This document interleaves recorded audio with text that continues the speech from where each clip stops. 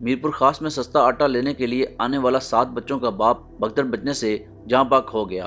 तफसीलात के मुताबिक मालही कॉलोनी का 40 साल मजदूर हरसिंह कोहली गुलिस्तान बल्दिया में जिली इंतजामिया की जानब से कायम सस्ता आटे के स्टॉल पर आटा लेने के लिए पहुंचा। यहाँ पर रश के बायस हुल्लड़बाजी और दकम पेल की वजह से दम घुटने से जाँ बाक हो गया। वर्षा ने लाश प्रेस क्लब के सामने रख कर एहतजाज शुरू कर दिया। मुजाहिरीन और वर्षा ने महकमा खुराक और मिल्स मालकान पर खिलाफ मुकदमा दर्ज करने का मुतालबा कर दिया। वाज़ेह है कि पाकिस्तान में इस वक्त आटे की कीमत मुल्की तारीख की बुलंद तरीन सतह पर पहुंच चुकी है और जनवरी के 5 दिनों में आटे और गंदम की कीमत में 30 रुपए किलो इजाफा हुआ है।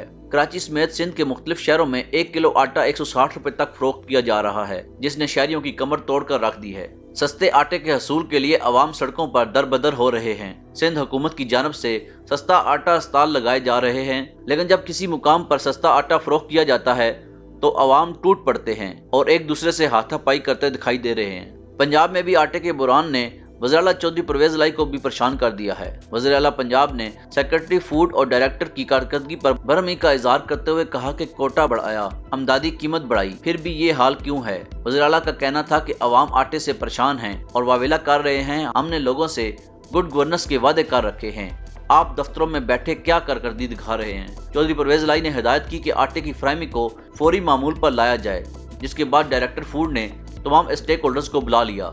ये बाप अपने बच्चों की भूख मिटाने के लिए अपनी जिंदगी की बाजी हार गया। इस वक्त पाकिस्तान में सस्ते आटे की लंबी लंबी कतारें नजर आती हैं। सस्ता आटा लेने के लिए इनको घंटों वहाँ खड़ा होना पड़ता है। यहाँ मैं ये कहूँगा कि ये क्या हो रहा है मेरे मुल्क के साथ। या अल्लाह पाक, हम तेरे गुनाहगार बंदे हैं, हमको मुआफ फरमा। क्या बीत रही होगी उन बच्चों पर जिनके लिए ये बेचारा 5-10 किलो आटा लेने के लिए निकला था।